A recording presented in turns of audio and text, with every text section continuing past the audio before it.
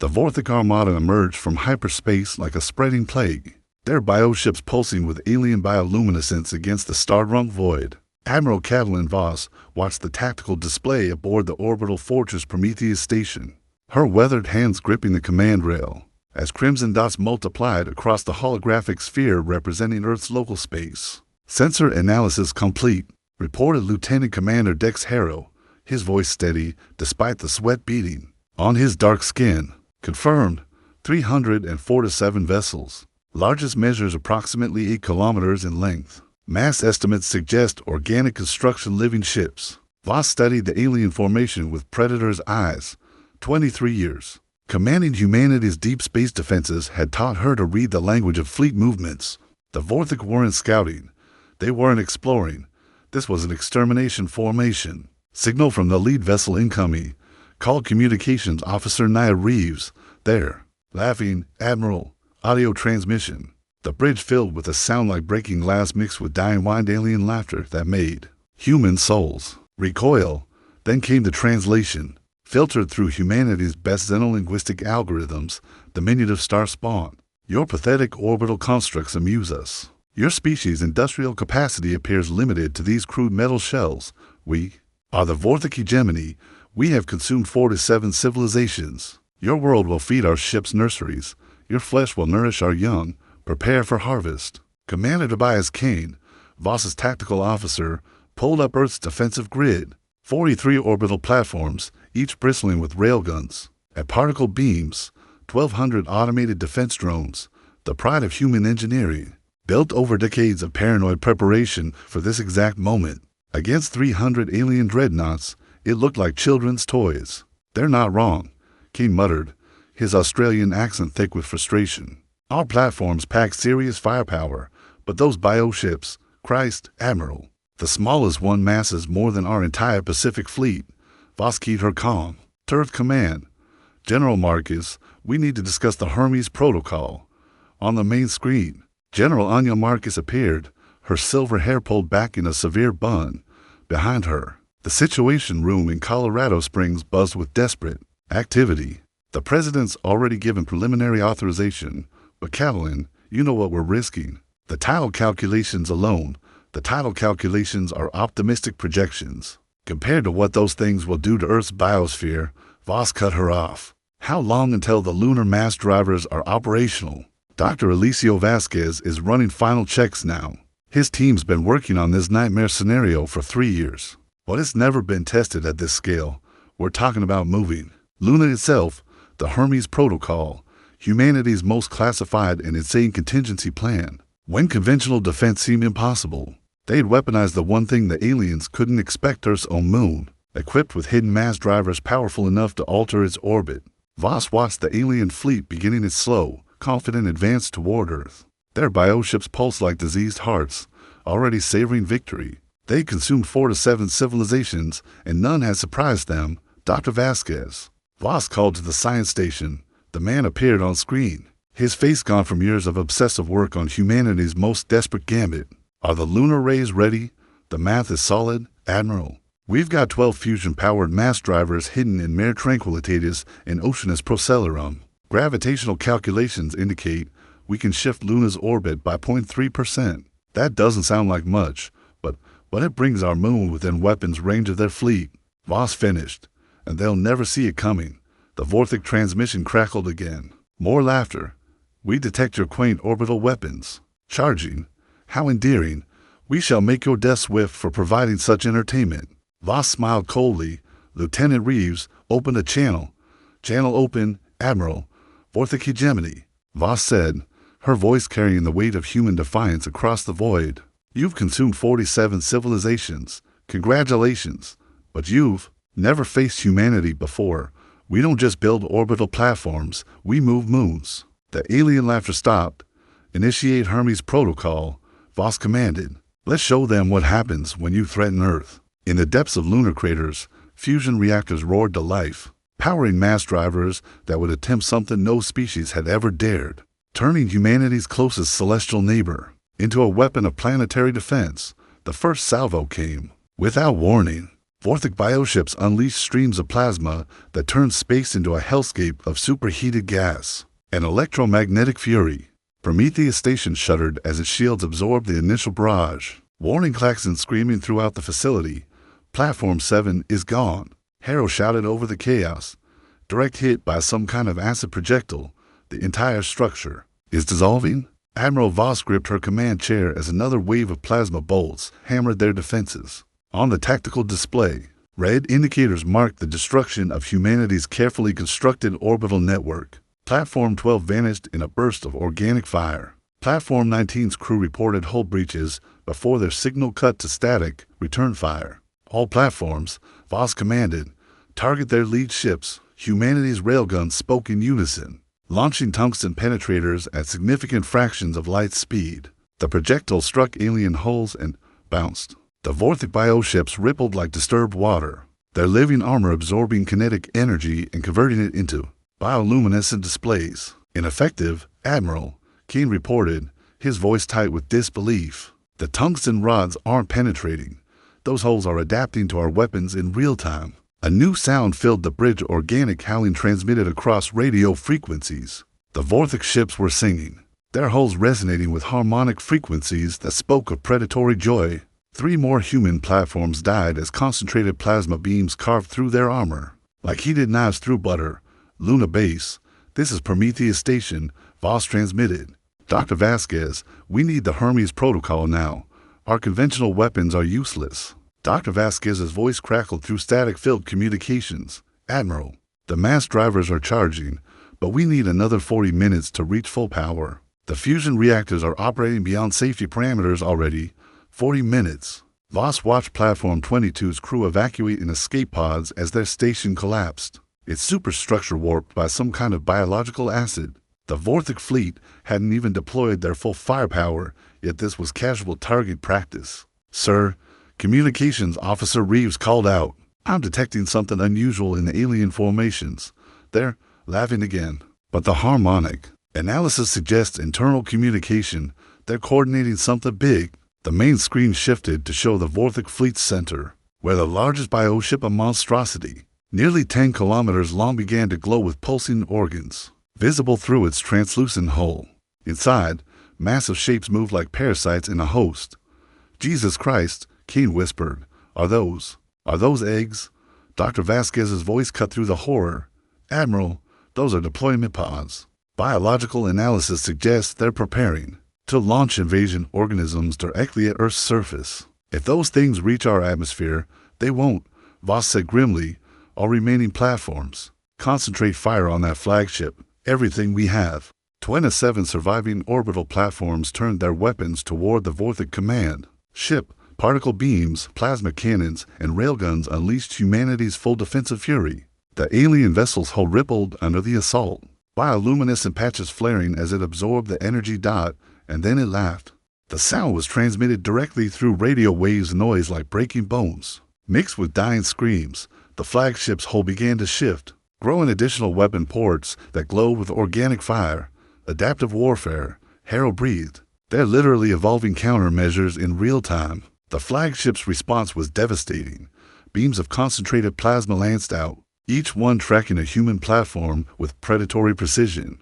Platform 31's reactor went critical, creating a brief second sun that illuminated the orbital battle zone. Platform 15 simply ceased, its molecular structure dissolved by some kind of bioweapon that left only empty space, where a billion-credit defense installation had existed. Moments before, 18 platforms remaining. Keen reported, his voice hollow.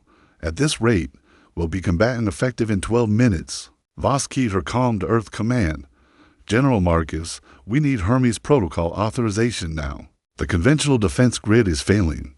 Catalin, the President is concerned about the collateral damage projections. Moving Luna's orbit could cause massive tsunamis. Gravitational anomalies. Those bioships are preparing to drop invasion pods on every major population center. Voss interrupted. I'm looking at breeding chambers the size of city blocks. If they establish a foothold on Earth's surface, tidal waves will be the least of our problems. Through the bridge's armored viewport, she could see the alien fleet advancing like luminous cancer cells through the darkness. Their bioships pulse with alien life, weapon ports flowering like deadly blooms along their hulls. Admiral, Dr. Vasquez's voice crackled from Luna Base. I'm reading massive energy signatures from the alien flagship. Whatever they're preparing to launch, it's big enough to punch through planetary shields. The Vortic fleet had stopped advancing. Their formation spread into an attack pattern that resembled a massive spider web, with Earth caught in the center. The flagship's belly began to distend, revealing rows of organic launch tubes, each containing something that writhed with its own malevolent life. Hermes Protocol is authorized, General Marcus finally said. God help us all. Dr. Vasquez. Voss commanded, initiate lunar repositioning.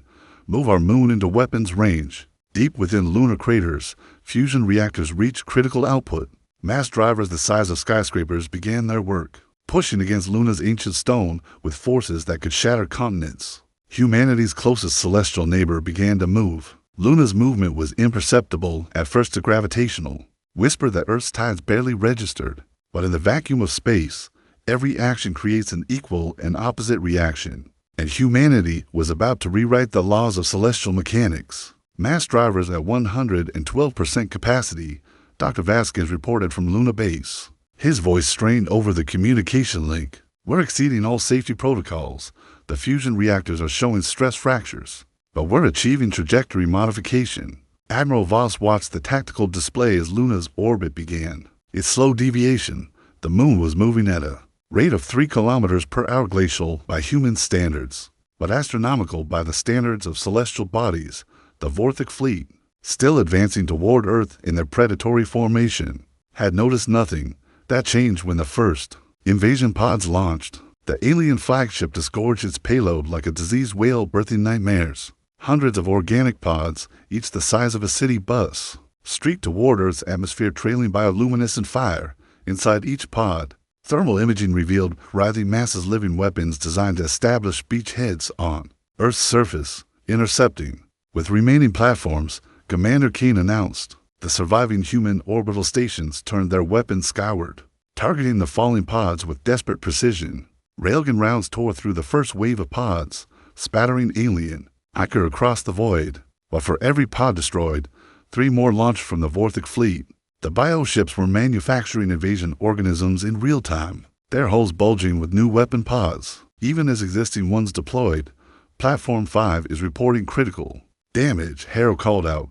They took a direct hit from some kind of bioweapon. The crew is... Admiral, the crew is changing. The alien weapons aren't just destroying our platforms, they're infecting them. The main screen showed Platform 5's hull covered in spreading organic growths. Through the transparent sections, shapes that had once been human crew members now moved with alien purpose, their bodies twisted into new configurations. Scuttle Platform 5, Voss ordered without hesitation. Authorization code Omega-77. The platform's nuclear self-destruct created a brief star, erasing both the infection and the 3rd of 7 crew members who had called it home. 15 platforms remaining, Kane reported. But Admiral, the infection rate is accelerating. Whatever those bioweapons are, they're designed to turn our own defenses against us. Dr. Vasquez's voice cut through the chaos. Admiral, I'm detecting gravitational anomalies from the alien fleet. They're anchoring themselves to local space-time. Some kind of gravitic manipulation technology. Voss felt ice in her veins. Are they trying to counter Luna's orbital shift? Negative. They're doing something else. The gravitational distortions are concentrated around Earth itself. They're slowing Earth's rotation. The implications hit the bridge. Crew like a physical blow by manipulating Earth's rotational energy. The Vortic were extending the length of days and nights, disrupting weather patterns, and creating tidal chaos that would make their invasion infinitely easier. How long until they achieve rotational lock? Voss demanded. At current rate of gravitational manipulation, approximately 6 hours until Earth's rotation slows by 50%. 12 hours until tidal lock with their fleet's position. Tidal lock. One side of Earth permanently facing the alien fleet, the other locked in eternal darkness. Climate collapse within days. Humanity's homeworld transformed into a tidally locked hellscape perfect for alien colonization. Dr. Vasquez, what's Luna's current position? We've achieved 0.17% orbital deviation. Still 23 minutes from optimal weapons range. But Admiral, The gravitational stress is affecting our calculations. Earth's rotational changes are creating orbital resonance issues. Another wave of invasion pods launched from the Vortic fleet, these ones larger and more heavily armored. The surviving human platforms engaged them with everything they had, but the aliens had adapted. The new pods sprouted defensive barriers, deflecting railgun rounds and absorbing particle beam energy. Platform 11 is going dark, Hera reported, and Platform 16 is reporting organic growth on their hull. The infection is spreading through contact with destroyed alien pods. Voss watched the tactical display as humanity's last line of defense crumbled. 8 platforms remained functional. 3 were showing signs of alien contamination. The Vortic fleet continued its inexorable advance, their bioships pulsing with predatory satisfaction. General Marcus, Voss called to Earth Command. We need to accelerate the Hermes Protocol timeline. At current rate of loss, we'll have no defensive grid left to support Luna's engagement. Catalan, Dr. Vasquez is already pushing the mass drivers beyond critical tolerances. If those fusion reactors suffer cascading failure, if those reactors fail, we lose Luna as a weapon. Voss interrupted. If we don't accelerate the timeline, we lose Earth as a viable planet. The math is simple. Dr. Vasquez's voice crackled with static. Admiral, I can push the reactors to 130% capacity, but at that level, we're looking at a 60% chance of catastrophic failure if the mass drivers explode. They'll crater half the lunar surface. Do it, Voss ordered. And Dr. Vasquez, prepare the secondary protocol. The secondary protocol. Humanity's final contingency within a contingency. If the mass drivers failed, they detonate Luna's fusion reactors in a controlled sequence, turning Earth's moon into a directional nuclear bomb. Understood, Admiral. Initiating emergency acceleration. Deep within Luna's ancient craters, fusion reactors screamed past their design limits. The mass drivers, each one a testament to human engineering, began pushing against Luna's gravitational inertia with forces that made tectonic plates seem gentle. Luna's orbital velocity increased, and for the first time since the battle began, the Vortic fleet registered something unexpected on their sensors. Their bioship's harmonic singing changed pitch, rising to frequencies that suggested confusion. Earth's moon was moving toward them. The Vortic fleet's harmonic singing became discordant as their bioships registered Luna's accelerating approach. What had been predatory confidence transformed into alien bewilderment, then rapidly escalating alarm. Their formation is shifting, Commander Kane reported, his voice tight with desperate hope. The larger ships are moving to intercept Luna's trajectory. They're finally taking us seriously. Admiral Voss studied the tactical display as 60 Vortic bioships broke from their invasion formation, their organic hulls reconfiguring for deep space interception. The alien vessel stretched and flattened, becoming living projectiles designed to halt Luna's approach. Dr. Vasquez, Voss called to Luna base. What's our ETA to weapons range? 14 minutes at current acceleration, came the reply over increasingly static-filled communications.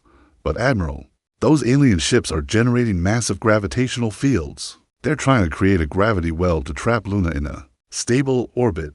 The first Vortic interceptor ships reached Luna's vicinity, their biohulls latching onto the moon's surface like metallic parasites. Through the tactical display, Voss watched as organic tendrils burrowed into lunar regolith, seeking to anchor the moon in place, activate Luna's surface defenses. Voss commanded. Hidden weapon systems that had been disguised as research stations and mining equipment suddenly revealed their true nature. Particle beam arrays emerged from fake crater walls.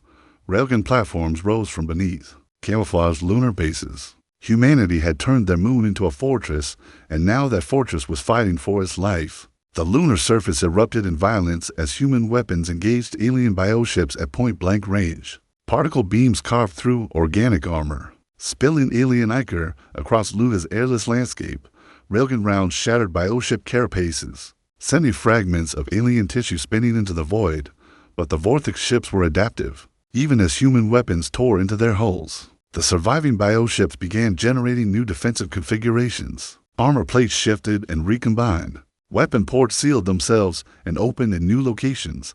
The aliens were evolving countermeasures in real time. Multiple bioships have achieved surface contact, Dr. Vasquez reported, his voice strained. They're not just trying to stop Luna's movement, they're trying to infect the moon itself. On the tactical display, Voss watched in horror as alien Tendrils spread across Luna's surface like a living web, where the bioships made contact. The moon's ancient rock began to change, developing organic characteristics that pulse with alien bioluminescence. The mass drivers, Voss breathed, they're targeting the mass drivers.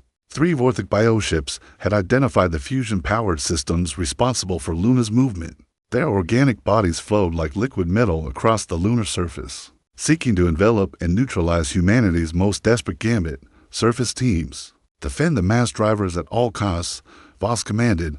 Luna Base's defensive personnel scientists, engineers, and a handful of military guards found themselves in the most surreal battle in human history. They fought alien invaders across the moon's surface using mining equipment converted into weapons. Their movements slow and graceful in the low gravity while death reigned from above. Dr. Alicio Vasquez himself led a team of engineers in a desperate attempt to protect Mass Driver 7, armed with mining lasers and explosive charges meant for asteroid processing.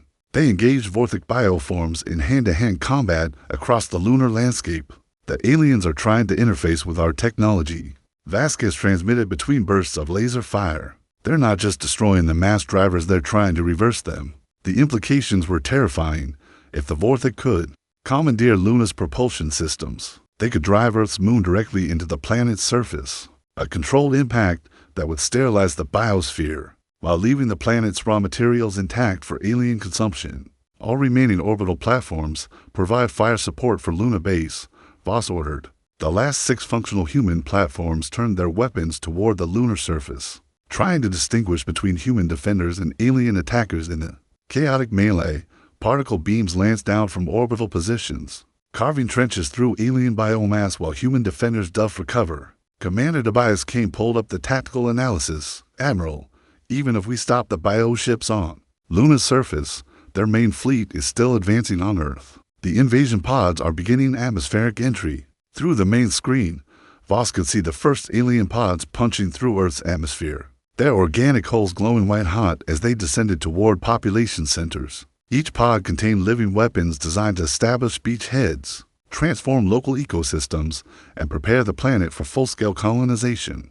Ground-based defenses are engaging, reported Lieutenant Commander Harrow, but the pods are scattering across 7 continents. Even if we stop 90% of them, the survivors will establish infection zones. The battle for Luna intensified as more Vorthic bioships latched onto the moon's surface. Human defenders fought with desperate courage, but they were vastly outnumbered. Dr. Vasquez's engineering teams used mining explosives to collapse lunar caverns on alien invaders. But for every bioship destroyed, 2 more took its place. Mass Driver 3 is down, Vasquez reported. The aliens have successfully reversed its polarity. It's now working against our orbital adjustment. Luna's acceleration began to slow. The moon's trajectory, which had been steadily carrying it toward weapons range of the Vorthic fleet, started to curve back toward its original orbit. How long until the aliens achieve full control? Voss demanded. At current rate of system compromise, they'll have reversed all mass drivers within 8 minutes. Luna will return to stable orbit, and we'll have lost our only strategic advantage. Admiral Voss looked at the tactical display, calculating odds that grew worse with each passing second. The Vorthic had adapted to humanity's conventional weapons. They were neutralizing the Hermes Protocol. Invasion pods were reaching Earth's surface. Dr. Vasquez, she said quietly, initiate the secondary protocol. Admiral, that will destroy Luna Base and everyone on it. The alternative is losing Earth. Arm the fusion reactors for cascading detonation. We're turning the moon into a weapon the hard way. The silence on the communication channel lasted 5 heartbeats. Understood, Admiral. Secondary protocol initiated. All personnel have 7 minutes to reach minimum safe distance. Luna Base erupted into controlled chaos as scientists and engineers abandoned their posts, racing for escape pods and emergency shelters. Behind them, fusion reactors designed to power mass drivers began reconfiguring themselves into the largest bomb in human history. Earth's moon was about to become a directed nuclear explosion. The evacuation of Luna Base became a nightmare of heroism and sacrifice as humanity's last hope hung in the balance. Emergency klaxons wailed across the lunar surface while personnel raced toward escape pods, their movements ghostly in the moon's low-gravity. Dr. Vasquez led the final evacuation team. But 12 Vorthic bioships clung to Luna's surface like metallic leeches. their organic tendrils boring deeper into the moon's crust. The aliens had begun interfacing directly with Luna's geological structure, attempting to prevent the secondary protocol from achieving maximum effect. They're learning to fast, Vasquez transmitted as his team reached Emergency Shelter 7. The bioships are adapting to our fusion reactor signatures. They're trying to contain the detonation. Admiral Voss watched the tactical display from Prometheus Station. As the remaining human platforms engaged in desperate combat with the main Vorthic fleet, Platform 18's crew had barricaded themselves in their reactor room, fighting off alien boarding parties that had somehow crossed the vacuum of space. Through pure biological adaptation, Platform 18 is reporting hand-to-hand combat. In their central corridors, Commander Kane announced, "The aliens are, Christ, they're not using ships. They're crossing space as individual organisms." Through the main screen, Voss could see impossible sights, Vorthic bioforms moving through vacuum like living spacecraft, their bodies reconfigured for space travel. Some sprouted plasma weapons from their torsos, others had become living missiles, their entire bodies converted into guided projectiles. Platform 18 has gone silent, Lieutenant Commander Hera reported. But before losing contact, they confirmed alien organisms are capable of independent space travel. "We're not just fighting ships, we're fighting a swarm." The Vorthics. Tactical evolution was terrifying in its speed and efficiency. Their bioships began releasing clouds of smaller organisms, each one a living weapon capable of independent action. The space around Earth filled with a galaxy of alien life forms, each one adapted for a specific purpose: infiltration, destruction, or infection. Remaining platforms. Initiate final defensive protocol. Voss ordered. All nuclear warheads are authorized for immediate deployment. Humanity's last orbital fortresses unleashed their nuclear arsenals in a desperate final gambit. Fusion warheads streaked toward the Vorthic fleet, each one representing decades of human engineering and the hope of species survival. The aliens' response was unlike anything human strategists had anticipated. The bioships didn't attempt to evade or shoot down the incoming warheads. Instead, they absorbed them. "Nuclear detonations are occurring inside alien bioships," Kane reported, his voice hollow with disbelief. "They're using our own nuclear explosions as energy sources. The radiation is feeding them." Where nuclear fire should have created expanding spheres of destruction, the Vorthic bioships simply grew larger and more complex. Their organic hulls converted nuclear energy into new weapon systems, additional armor, and enhanced propulsion. Humanity's most powerful weapons had become food for their enemies. Platform 24 is requesting immediate evacuation, Communications Officer Reeves announced. Their hull is showing signs of biological contamination. The crew reports that their station is changing. The main screen switched to show Platform 24's death throes. Its metal superstructure rippled like living tissue as alien bioweapons transformed human technology into organic matter.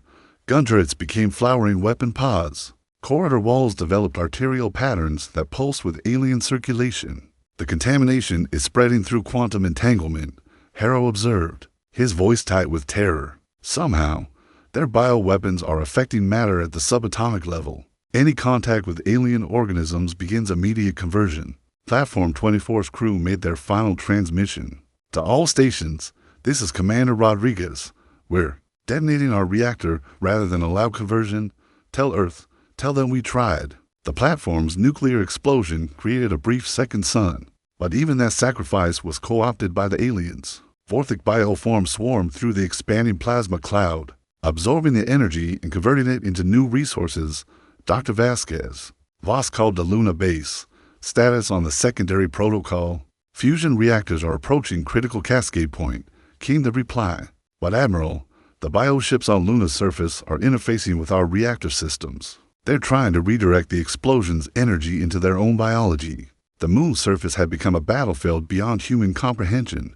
Human defenders fought desperate rearguard actions while alien bioforms spread across lunar terrain. Like living metal, the mass drivers lay in ruins, their fusion cores repurposed by both sides for incompatible goals.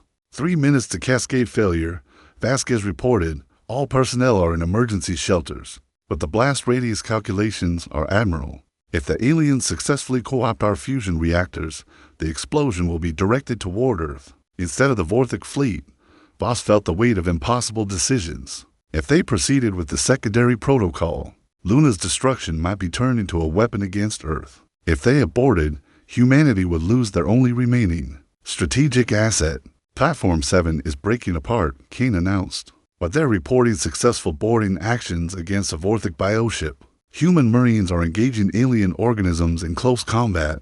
The tactical display showed the most desperate battle in human history as Platform 7's crew fought their way into the interior of an alien bioship. Using plasma cutters and improvised weapons, human Marines carved through living corridors while alien defenders reconfigured themselves for close-quarters combat. Marines report that the bioship's interior it's like fighting inside a living creature. King continued, walls that bleed, floors that try to digest them, and weapons that grow from the ceiling. But they're advancing toward what appears to be a central nervous system. 2 minutes to cascade failure. Dr. Vasquez transmitted, Admiral, I need authorization to proceed or abort. The reactor instability is approaching the point of no return. Admiral Voss looked at Earth through the station's viewport. Her homeworld was a blue marble streaked with the fire trails of alien invasion pods. Humanity's birth planet was under assault by forces that treated nuclear weapons as nutrition and converted human technology into alien biology. Dr. Vasquez, proceed with secondary protocol. If we're going to lose Luna, we'll lose it as a weapon pointed at our enemies. Understood. Initiating final cascade sequence. May God have mercy on us all. Deep within Luna's core, fusion reactors designed to move moons began their final transformation into humanity's most desperate weapon. The fusion reactors within Luna's core reached critical cascade point with the precision of a Swiss timepiece and the violence of a dying star. Dr. Vasquez's final transmission crackled through static. Cascade initiation in 30 seconds. All alien bioships on lunar surface are attempting to contain the reaction. They're trying to swallow the explosion. Admiral Voss watched the tactical display as 12 Vorthic bioships spread across Luna's surface like metallic fungus, their organic structures boring deep into the moon's crust. The aliens weren't trying to escape the coming detonation, they were positioning themselves to absorb and redirect its energy if they succeed in containing the blast. Commander Kane observed grimly, they'll convert Luna's destruction into a directed energy weapon aimed at Earth. The countdown reached 0. Luna's core erupted in a fusion cascade that briefly outshone Sol itself. The moon's ancient rock vaporized in expanding waves of nuclear fire as humanity's most desperate gambit reached its climax. But instead of a spherical explosion that would scatter Luna's mass harmlessly through space, something unprecedented occurred. The Vorthic bioships, even as they died in the fusion fire, had succeeded in partially containing the blast. Luna's destruction became a directed explosion, a nuclear lance of vaporized moon rock and fusion plasma that streaked across space at a significant fraction of light speed. But Dr. Vasquez had anticipated this possibility. Admiral, came his voice through a transmission delay that spoke of impossible distances. I'm detecting the alien containment pattern. They're trying to aim Luna's destruction at Earth. But I built a failsafe into the reactor arrangement. The explosion vector will deviate 17 degrees from their intended trajectory. 17 degrees. The difference between Luna's destruction targeting Earth and targeting the Vorthic fleet's main formation. The directed nuclear explosion, the compressed remnants of Earth's moon converted into the most powerful weapon in human history, slammed into the center of the alien armada with the force of a collapsing star. Vorthic bioships, some of them 8 kilometers long and seemingly invulnerable to conventional weapons, simply ceased to exist. The fusion lance carved through their fleet like a sword through smoke, vaporizing everything in its path and creating an expanding cone of superheated plasma that consumed alien vessels by the dozens. Direct hit on their flagship, Lieutenant Commander Harrow reported, his voice filled with amazed disbelief. The command ship it's gone, just gone, and the expansion wave is taking out their escort vessels. 147 Vorthic bioships died in the first 3 seconds of Luna's directed destruction. Their organic hulls, which had adapted to absorb nuclear weapons and convert human technology, had no defense against being struck by the compressed mass of an entire moon, traveling at relativistic speeds. But the cost of this unprecedented victory was becoming apparent. Gravitational distortions detected throughout the Earth-Luna system. Dr. Vasquez reported from his emergency shelter. Luna's destruction has destabilized local space-time. Earth's tides are going to be catastrophic. Through the main screen, Voss could see her homeworld already responding to the loss of its moon. Tidal bulges that had been held in check by Luna's gravitational influence began to collapse. Oceanic currents that had remained stable for millions of years started to shift. The planet's rotational stability, no longer anchored by lunar gravity, began to wobble. How long until the tidal effects reached critical levels? Voss asked. 12 hours until the first major tsunamis. 48 hours until complete oceanic chaos. Without Luna's gravitational stabilization, Earth's climate will become uninhabitable within 6 months. Humanity had won the battle and doomed their world. But the Vortic were not finished. Surviving alien vessels are regrouping. Kane announced. Count shows to 100 bioships remaining, and they're doing something to the debris field. The tactical display revealed an impossible sight. The surviving Vortic fleet was collecting the vaporized remains of their destroyed ships. At Luna's scattered mass, their bioholes extended tendrils into the expanding debris cloud, gathering material that still glowed with residual fusion energy. They're rebuilding, Harrow said with growing horror, using the debris from their own fleet and Luna's remains as raw materials. The bioships are incorporating lunar rock and vaporized alien tissue into new configurations. The surviving Vortic vessels began a transformation that defied human understanding of biology and physics. Their organic hulls stretched and recombined, incorporating the radioactive debris of Luna's destruction into their cellular structure. What had been separate bioships began merging into larger, more complex entities. They're not just rebuilding, Dr. Vasquez observed from his lunar shelter. They're evolving. The fusion energy from Luna's destruction is acting as a catalyst for rapid biological advancement. 3 massive bioconstructs emerged from the debris field, each one incorporating the mass of dozens of smaller ships. These new entities bore little resemblance to the original Vortic fleet. They were living amalgamations of alien biology and lunar geology, powered by the residual fusion energy of Earth's destroyed moon. Platform crew to Admiral Voss. Came a transmission from the Marines who had boarded the alien bioship. We're inside what appears to be a central nervous system. The ship is. It's trying to communicate with us. Put them through, Voss ordered. The voice that emerged from the speakers was human, but change strained through alien vocal cords that had been human tissue moments before. Admiral, this is Sergeant Chen. The bioship has absorbed some of our crew. It's using their neural patterns to communicate. It wants to make an offer. The bridge fell silent as the implications sank in. The Vortic weren't just converting human technology, they were converting human consciousness itself. What kind of offer? Voss asked, though she dreaded the answer. Integration, it says. It says that resistance is causing unnecessary suffering, that humanity can become part of the hegemony. Instead of being consumed by it, our biological distinctiveness would be preserved. The alien voice spoke through human vocal cords.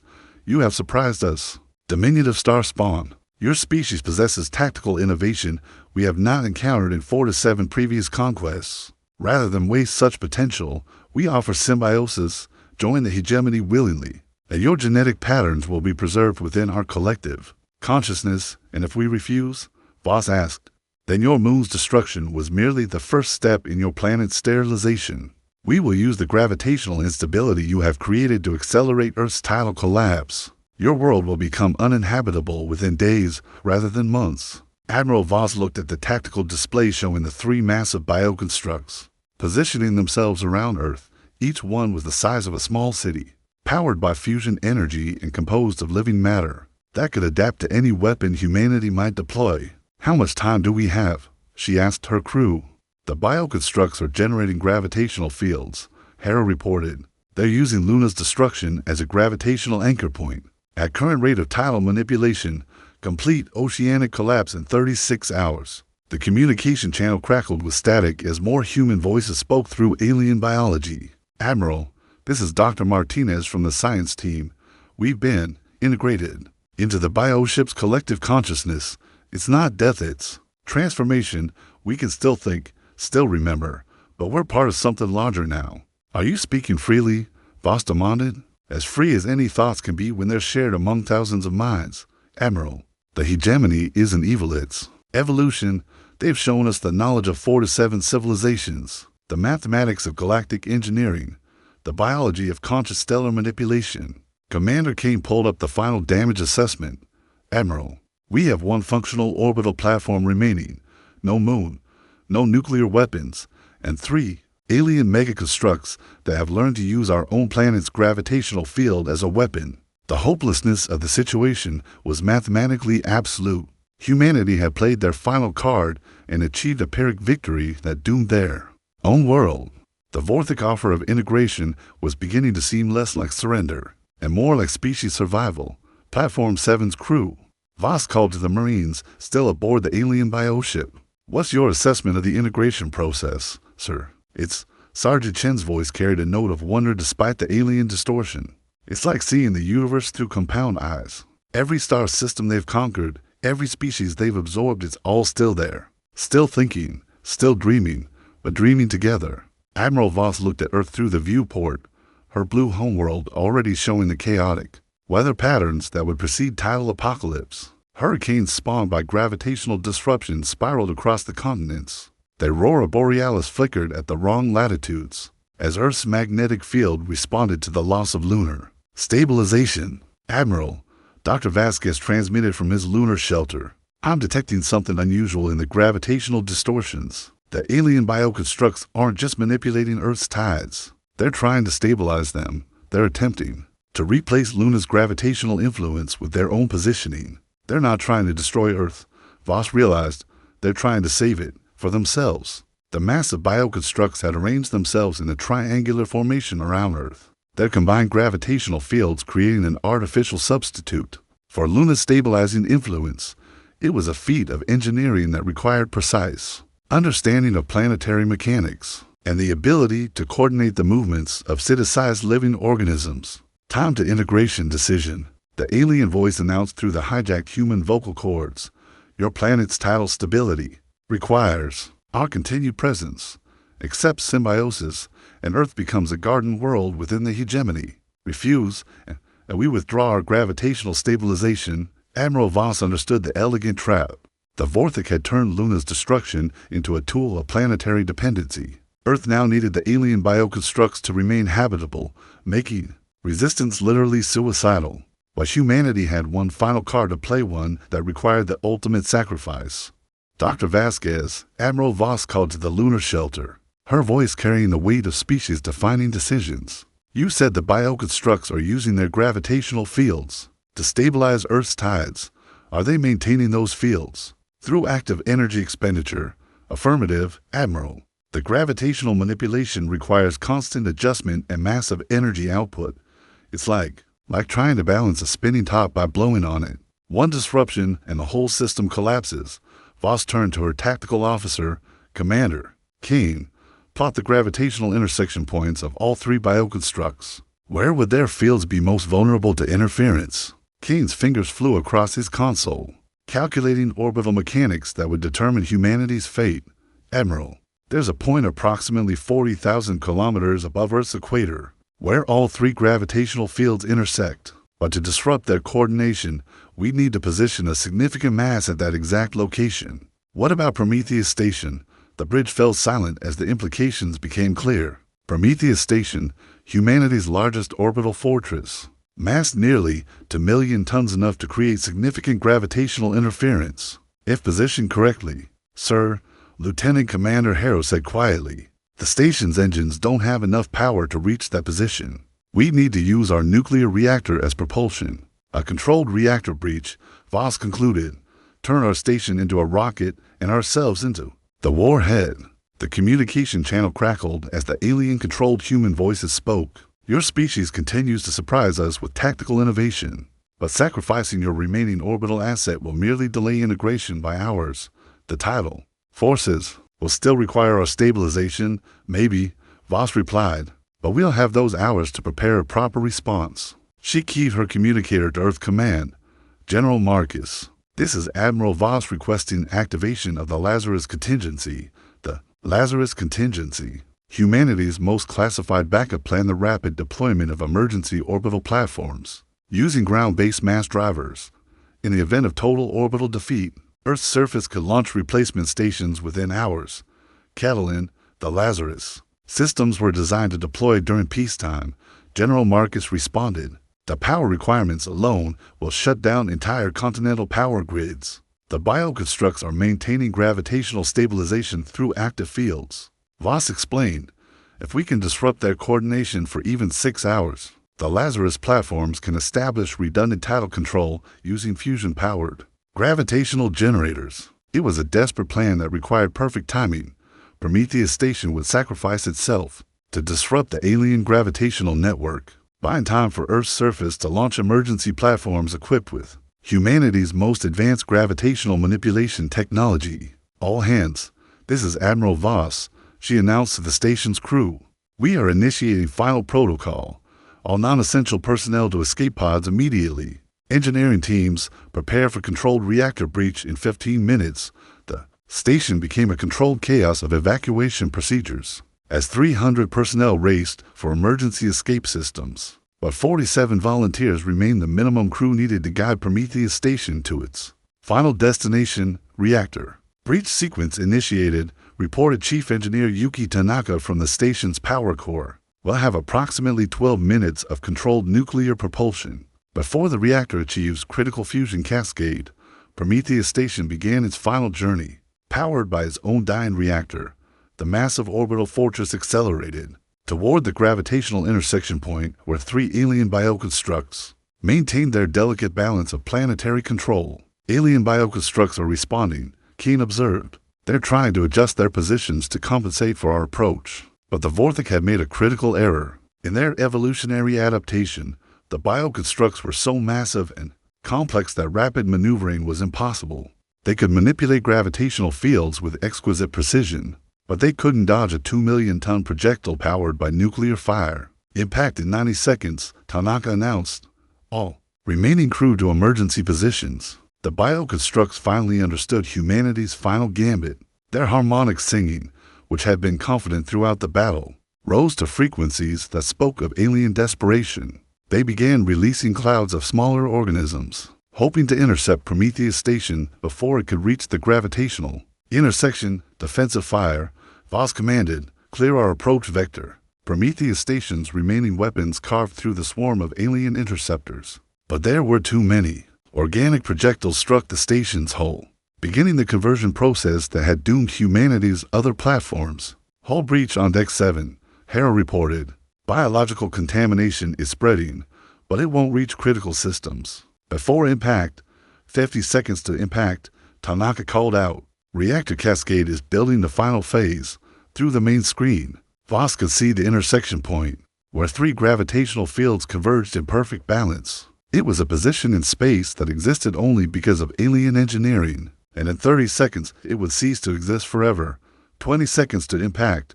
All hands, brace for. Prometheus Station struck the gravitational intersection point. At the exact moment, its nuclear reactor achieved critical cascade.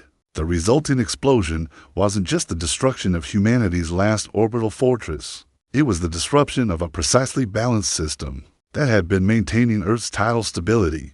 The 3 bioconstructs, their gravitational coordination shattered, began an uncontrolled drift away from Earth. Without their combined fields maintaining planetary stability, Earth's tides returned to the chaotic state that Luna's destruction had created. But this time, humanity was ready. Lazarus platforms launching, General Marcus announced from Earth Command. 12 orbital stations deploying with gravitational stabilization equipment. From concealed locations across Earth's surface, mass drivers that had been disguised as industrial facilities launched humanity's emergency orbital network. These new platforms were smaller than the original defensive grid, but they carried technology that the first generation had lacked: fusion-powered gravitational generators, capable of creating artificial tidal control.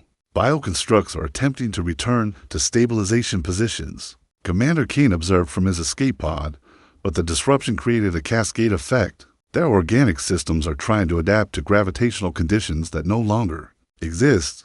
The massive alien organisms, which had been living symphonies of biological perfection, began to tear themselves apart as they tried to reconfigure for conditions that changed faster than their evolution could match. Their attempts to re-establish gravitational control only created more instability, trapping them in a feedback loop of failed adaptation.